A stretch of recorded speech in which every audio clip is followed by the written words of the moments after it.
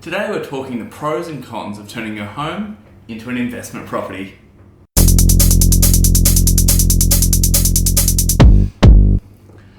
A common situation people find themselves in is, should they sell their home or turn it into an investment property?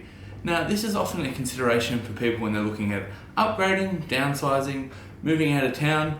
This question pops into their mind: should they be holding onto their property as an investment or should they be looking to sell it? Now, if you're looking at moving away just for a 12-month period and then moving back into your property, a lot of these points really aren't relevant. But if you're looking at a long-term strategy of turning your home into an investment property, there's some really major points for consideration. The first question anyone should ask when they're looking at investing or turning their home into an investment property is why they want to do this. Now, there's two main reasons people invest in property, and that's for capital growth or cash flow, or obviously a combination of both. So if you are looking at turning your home into an investment property, this is a really important consideration.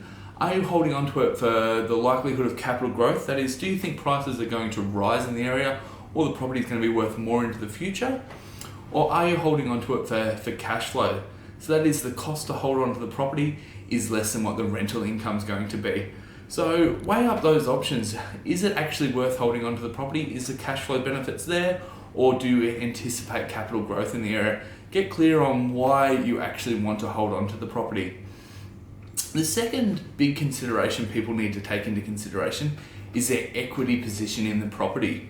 Now, a lot of times people have a large chunk of their personal equity tied up in their home. And to buy another property, they need to access that equity.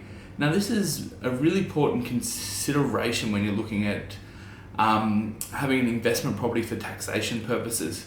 Now, essentially, if you refinance your home in order to buy another home, the interest on that isn't actually a tax deduction. So there's an important differential that is to be made here. When an accountant or the taxation office is looking at your interest that you pay, they're looking at the purpose of the loan, not what it's secured against. So I'm going to repeat that. That's for taxation reasons. It's the purpose of the loan, not what it's secured against. So to give this a bit more of a clearer example, if you have an investment property and want to borrow against the investment property to buy a home, the purpose of that loan is for your home and therefore is not a tax deduction. However, if you're borrowing against your home for the purpose of buying an investment property, there is a taxation. That interest is a tax deduction. So that is, the purpose of the loan is what makes it a tax deduction or not a tax deduction, not what it's actually secured against. So quite often, especially people that have lived in their properties for a considerable amount of time, I hear them say, we're going to redraw the mortgage on that property to use that equity to buy a home, thinking that because that property that's going to be an investment property has a full loan against it, that all that interest is going to be a tax deduction, and that's simply not the case. So make sure you get really clear accountant advice if you are looking at redrawing your home loan before you make an investment property. It really can be a make or break, as the interest isn't a tax deduction against money that you borrow for a home. The third important consideration is the type of home that you are in and that you are thinking of making it an investment property. Now, I think strategically it's important, if you are looking at investing, to buy around the medium price point for an area. The medium price point, the average price point, is where the majority of buyer activity does take place and where the majority of tenant demand is. So if your home is a luxurious, high price point property for the area, there may not actually be an advantage to renting it out. You may be better off selling that property and putting that money into another property that's going to either have better cash flow potential or better capital growth potential. The fourth consideration, and this is really important if you're looking at the cash flow properties of the property, is to look at the real return, so the rental return as a percentage on the actual sale price, not on the amount you owe on the property. Now, it's very easy to go, well, I've only got a $100,000 loan on my $500,000 house, so it's going to cash flow really well. But you may actually have far better cash flow opportunities and far better capital growth opportunities by selling that $500,000 home and buying two individual properties or reinvesting elsewhere. So look at what the actual real return is on the sale price of the property, not what you owe on it. And that will give you a really clear picture and a really good comparables to compare one property to the next. Number 5 consideration is the actual cost involved in selling one property to buy another one. So that is, if you are going to sell your home and use those funds to buy an investment property, the actual capital loss that you'll experience from selling one property and then buying another one.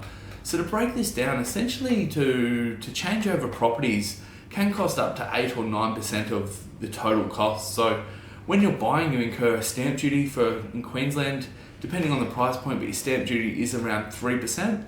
By the time you include legals and bank fees, you can be looking at about a 4% of the purchase price when you are buying an investment property in Queensland. And if you're selling, you can be looking at around 3% commission plus marketing plus legals, which can also add up to about 4 to 5% of the sale price. So this is really important when considering whether we should keep your home as an investment property or sell it and buy a different property, or sell it and just cash out. So do take into consideration the selling and buying costs. To really dig deeper onto this, think about if you had a $500,000 home and you had $100,000 of equity. So you had a $400,000 loan, $100,000 in equity. If you were to sell that property and buy something of a similar value, essentially you're going to be looking at around $16,000 in selling costs, which I'll break that down for you, and you're going to be looking at about $13,000 in purchasing costs. So out of your $100,000 of equity, you'll actually lose about $29,000 between exchanging properties from one to another. So that could be a really big reason as to why you should keep your home and transfer it into an investment property rather than selling the home and moving it into another property. So really consider what the actual net change to your capital position and your equity position is if you're going to be changing and selling the property. Now the sixth and final consideration that I think you need to take into account if you are looking at changing your home into an investment property is probably the one big advantage and probably the biggest reason a lot of people actually decide to keep their home and start renting it out as an investment.